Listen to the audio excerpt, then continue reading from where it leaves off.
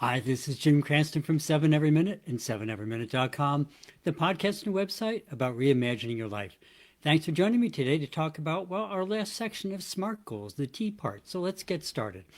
If you like what you hear today, please leave a like, subscribe, tell your friends, send me a message. As you may have noticed, have the regular background because it's a real background, by the way. And excited to be back home from my travels. If you followed me for the past couple of weeks, you knew I was doing things remotely. So now I'm living the easy life. I have separate screens for the controls and not working on a phone. I have my right glasses. So living the life of luxury. So I hope everyone's having a good week. And of course, this is Holy Week if you're a Christian Catholic. And between we just had Palm Sunday and we're coming into Easter. So if you're in those faiths, certainly I wish you a good Easter season. Wish good Easter season to everybody. So if you like what you hear tonight, please leave a like, subscribe, send me a message, and welcome for joining me back. As I say, so welcome back on our ongoing conversation about SMART goals and how they can help you kind of create the life that you want.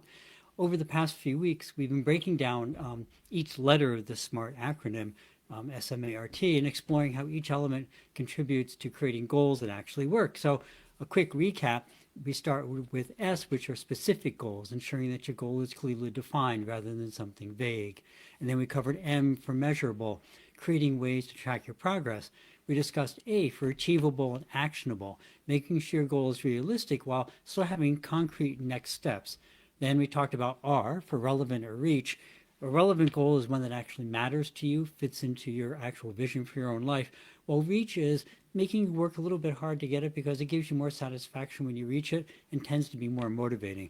Excuse me, while I was traveling, I managed to catch a small cold. You can't get it through the screen happily, but it did affect my voice. And of course, if you know anything about certainly in the Roman Catholic Church, you know anything about how that works, this is the week for singing and I'm into choir. So it's tough voice week. But today we're wrapping up the individual parts with T, which is time-based, which means your goal has a clear deadline or time frame associated with it. This might seem kind of like a simple concept, but it's often the missing piece that prevents many people from achieving their goals because, you know, if you don't set a good deadline, well, then there's no real reason to get started. So, why do deadlines matter so much? Why can't we just say, I'll get around to it or I'll do it when I'm ready? Well, like we just said, if you don't really set some goal, it never becomes important enough to start with. So there's several important reasons why setting or adding a time frame to your goals makes a tremendous difference. First, like we said, deadlines create some sense of urgency. There's something about knowing that you have to get something done by a specific date or complete something that kind of motivates you to action. Without a deadline, it's too easy to keep pushing things off to someday or I don't know, maybe later, and that someday often just never seems to arrive. We've all experienced this, right? There are tasks probably on your task list, certainly on mine, that we've been meaning to do, sometimes even for years. But we haven't gotten around to it because there's no real pressure to complete it by any particular time. Second, deadlines really help with planning. When you know what you need to do to accomplish something by a specific date, then you can kind of work backwards to figure out what needs to happen and when.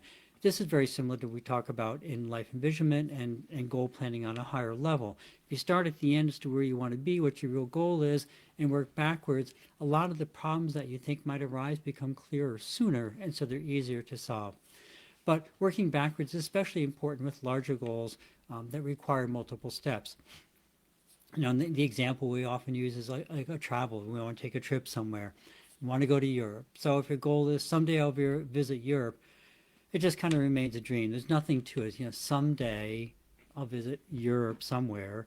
But if your goal is I want to take a 2 week trip to Europe next September, suddenly you can start planning. You have a real target, you have a time frame, and there's a sense of urgency about getting things done.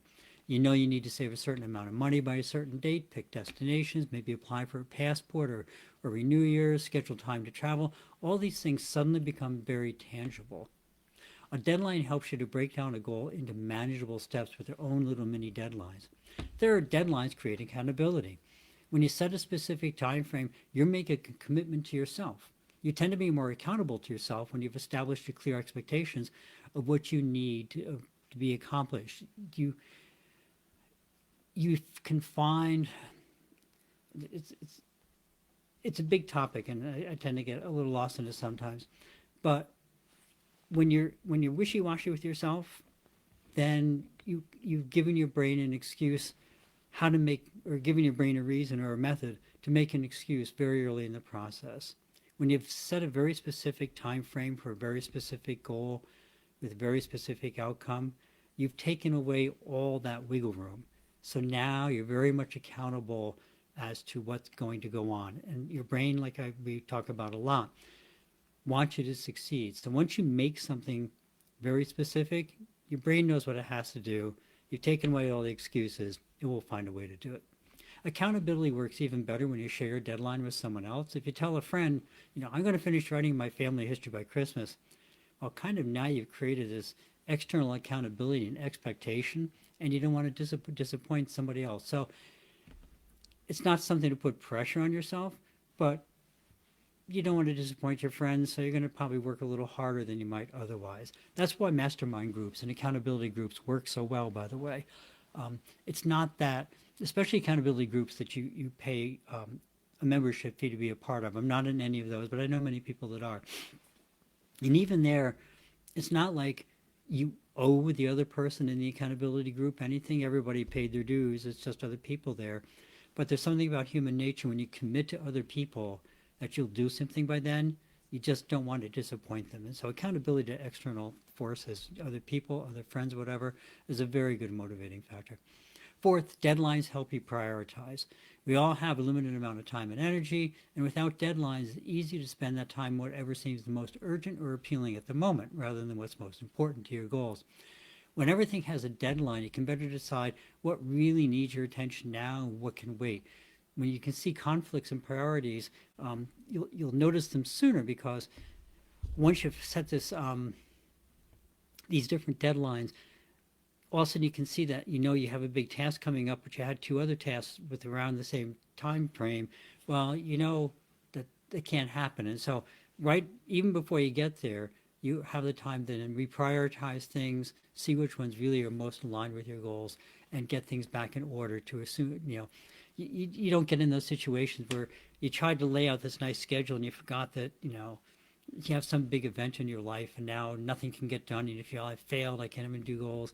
Instead, 3 weeks earlier, when you first signed up for that event, it's kind of, oh wow, I have all these other goals. Now you can make adjustments in the future. It leaves you feeling more positive and in control, rather than at the mercy of an arbitrary schedule that you hadn't really looked into before. So deadlines are really important because they, like I say, they really help you prioritize things. Now, of course, we keep talking about timeframes in the abstract. There's really a couple different types of timeframes to consider, and they each serve a different purpose. First, there's kind of completion deadline timeframes. This is what we often think of when we think of a time frame or a deadline. This is the date by which you want to have something fully, completely done, when you want to achieve your goal. I'll say $5,000 for a down payment by December. Or I'll run a 5K race by June. There's a very definitive time end. These deadlines give a real clear target to work towards. Then there's kind of progress checkpoints or milestone type deadlines. They can still be time-based, but they're intermediate deadlines. They help you stay on track towards your main goal. These are most useful if you have a really big goal that if it's too big, it just gets abstract to your mind. I want to write my memoir. Well, that could take a year if it's not your number one priority. So if you set kind of mini milestones, like, okay, I'm going to complete the outline by February. I'll finish the first 3 chapters by April. Complete the draft by August. And you lay things out in little steps. These intermediate or milestone deadlines are really helpful on larger goals. And then progress checkpoints also allow you to celebrate the small wins along the way. And we've talked about this a lot. This is what helps you to maintain motivation. Your brain loves to win. Your brain loves to see you happy and successful. So when you have little steps along the way, you can celebrate those. Kind of, yay, I can go out and buy a new pen to keep writing on my memoir, or whatever it is that keeps you motivated. They also give you a chance to evaluate your progress, these milestones, and adjust your approach. If you think, well, I should be able to write, just to stick on the writing method or writing example for a second, I should be able to write a chapter a week. And 3 weeks in, you're just finishing your first chapter. It's kind of, maybe this is a little harder than I first expected. Maybe a chapter a week was a little too aggressive. will adjust the goal now so we're not disappointed each and every week. They give you a chance to reevaluate your project progress and then to change your approach if you need to. So there's also actually another one that's interesting is recurring time frames.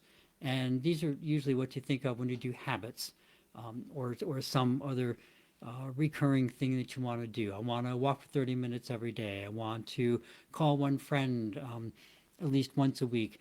These are things where you're trying to develop a new habit in your life. Recurring time frames, they don't necessarily have an endpoint, but they establish a rhythm in your life, and they're really important for that. And personally, one of the ones I have is, to go out and walk well, first of all, to exercise every day, and then to go out and walk at least a few times a week with my dog. And doing it once is great, but that's not an end. It's not like a fixed goal, and it's kind of like, well, I walked, I'm done for the rest of my life. I did it this week. Same set of goals, same time frame comes up again next week. They're really good for developing habits. And the type of time frame, like I said, there's a bunch of different ones. So you really want to choose the time frame that matches the nature of your goal. Right? One-time project, something like I want to clean the room. Well, that has a completion deadline, and there may be milestones, but if it's a small project, it's just a deadline. And when you hit that deadline, hopefully you're done with what you want to do. But a habit-changing one, like we just talked about, that probably needs a recurring time frame. A major life transition, they might need both. Some specific deadlines for initial changes or some specific thing you're trying to reach, and then recurring time frame for maintaining a new lifestyle, and then milestones along the way for things that are really big. So mix and match as appropriate, but the real underlying meaning here is when setting time-based goals, be realistic about how long things actually take, and just think about if the type of time frame you're trying to do makes sense for the goal that you're really doing. And the realistic part is really important because we humans tend to be overly optimistic about what we can accomplish in any time period. But allow yourself some grace. If something takes longer than you planned, learn from it and reschedule the remaining part of the task just as a new task, to clean the other half of the room, to take the other half of my walk, whatever it is. And so it's not a failure, it's just is a learning process. And I was laughing because it's actually named for this tendency. It's called the planning fallacy. And humans have a real bias to underestimate how long a task will take, which, there's no magic there, no surprise. But it's true, even when we've already had experience with similar tasks that have taken longer than expected, but we always kind of think, well, next time I do it, I've learned from the last time. The next time is going to be even faster. And so we just tend to want to be a little too optimistic in our planning, and that's why we're so often late on things. And there's actually project planning, professional project planning, there's lots of techniques for mitigating that. But a real simple one that helps a lot, I use it a lot. I have a particular multiplier. I'll go through and I'll take, a best case, or actually it's an expected case, expected time frame and a worst time frame, and kind of weigh those two things. And then I'll take and multiply that, like by 1.1 or 1.5 or even 2 if it's a bigger project, depending upon the task. And if I think something will take 2 weeks, well, maybe I give myself 3 or 4 weeks. It's kind of like, I know it's going to be setup time that I didn't allow, and I'm going to need materials. I got to go to the store to get those or whatever. And so this buffer allows for the unexpected complications and things you overlooked in the first plan. And it makes it more likely that your planning will be successful. So you won't tend to have negative thoughts about failing to meet your deadlines. And that's really important because, deadlines really are there to serve you, not to stress you unnecessarily. They're tools to help you achieve what matters, not something to beat yourself up with.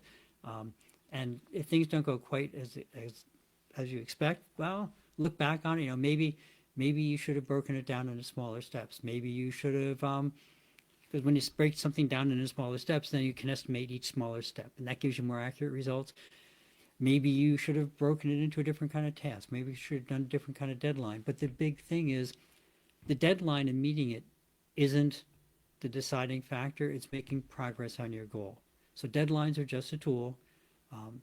Like I say, they're there to serve you and help you, not something to make you feel worse. So That's kind of the, the high level part of the time base. And these time based goals are particularly helpful to those big dreams that we have.